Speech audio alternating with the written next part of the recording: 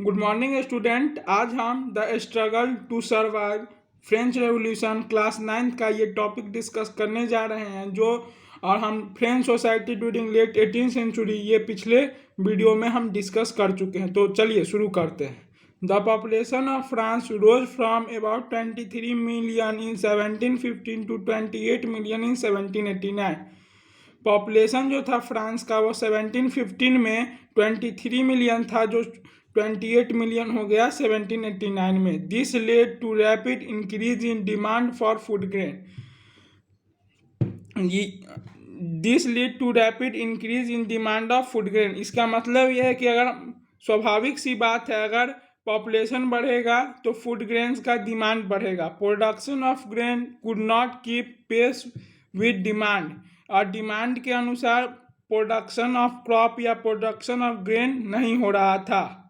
So the price of bread which was stable diet of majority rose rapidly, और price of bread भी increase हो गया। जो stable diet था, रोजाना का डाइट था, डेली यूजेस का डाइट था, वो फ्रांस के लोगों का, वो भी जो ब्रेड था वो भी इंक्रीज, ब्रेड का भी प्राइस इंक्रीज हो गया। Must worker were employed as labourers in workshop whose owner fix their wages, but wage do not keep with the pace with rise of price.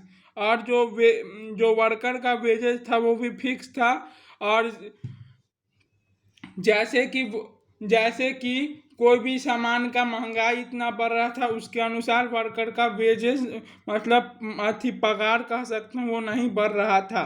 So the gap between the poor in and rich, और स्वाभाविक सी बात है, इससे क्या होगा, दूरियां ज़्यादा होगी या गैप ज़्यादा होगा, किसमें, रिच और पुअर में। Things become rose whenever drought or hail reduce the harvest, और ड्रॉट सूखा पड़ गया पूरा, और हेल रिड्यूस जो हार्वेस्ट एकदम हो गया, खराब हो गया। This lead to substance crisis, something that occur frequently in France. और सब्सटेंस क्राइसिस मतलब क्रॉप की क्राइसिस होने लगी। अब पेज नंबर 8 जो फ्रेंच रेवोल्यूशन का ही चैप्टर है उसी में है, तो आज हम उसको सम इम्पॉर्टेंट डेट्स पर चर्चा करेंगे। 1774 Louis 16 become a king of France, king था 1774 में। हम पिछले वीडियोज में पढ़े थे कि 1774 में फ्रांस का राजा जो था वो लुई 16 था। Face with empty treasure and growing discontent with the society the old regime, और उसका खजाना भी, राज खजाना भी खाली हो चुका था, और ग्रोइंग डिसकंटेंट था विद इन ए सोसाइटी, और उसका डिसकंटेंट मतलब मतभेद चलता था। 1789 convocation of the state general third state from national assembly to wells storm peasant revolt in the countryside, और 1789 में क्या हुआ, किसान लोग ने रिवॉल्ट किया कंट्री साइड, मतलब देश में किसान ने रिवॉल्ट किया। 1791 एक constitution is frame to limit the power of king, और 1791 में क्या हुआ, एक constitution is frame to limit the power of king. Constitution संविधान फ्रेम्ड किया गया जो थी राजा के पावर को कम कर सके। And guaranteed basic right to all human beings, और जितना राइट्स है, right to vote, right to property, सभी लोग को मिले। हम देखे थे पिछले वीडियो में पार्ट में कि 1774 में जब लुई 16 राजा थे तो सोसाइटी को 3 पार्ट में डिवाइड कर दिया, first state, second state and third state. जो फर्स्ट स्टेट के लोग थे और सेकंड स्टेट के लोग थे उनको प्रिविलेजेस, बर्थ मतलब जन्मसिद्ध अधिकार था कि वो अपना सुख चैन से जीवन यापन कर सकते थे, और थर्ड स्टेट के लोग पूरा टैक्स उन्हीं पे था, पूरा टैक्स बर्डन उन्हीं को देना पड़ता था।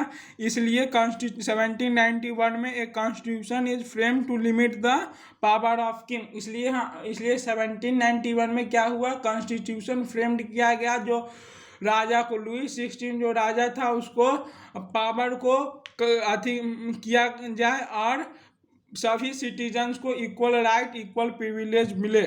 1792 to 1790 France become a Republic, the king is beheaded. और 1792 से 1793 के बीच फ्रांस क्या बन गया, रिपब्लिक बन गया। और overthrown the Jacobin republic and direct rule of France. अब ये जैकोबियन रिपब्लिक क्या है वो हम किसी और वीडियो में अगले वीडियो में चर्चा करेंगे, अभी इसको याद कर लीजिएगा।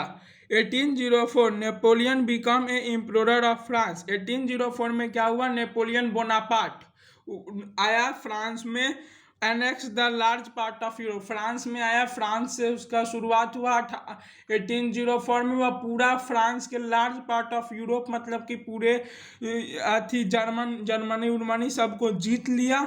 और 1851 में नेपोलियन डिफ्ट एट वाटरलू, और वह नेपोलियन जो था वो वाटरलू में हार गया। अब यहाँ पे एक इम्पॉर्टेंट पॉइंट, ये क्वेश्चन बन सकता है कि नेपोलियन डिफ्टेड एट वाटरलू, कहाँ नेपोलियन हारा था, तो हम याद रखेंगे कि नेपोलियन जो था वो हारा था वाटरलू में। और ये इम्पॉर्टेंट फैक्ट्स है या इम्पॉर्टेंट डेट्स है, इसे याद कर लेना, exam of point of view से बहुत इंपॉर्टेंट है। आपको अगर वीडियो अच्छा लगा हो तो लाइक सब्सक्राइब कर दीजिए। Thank you very much.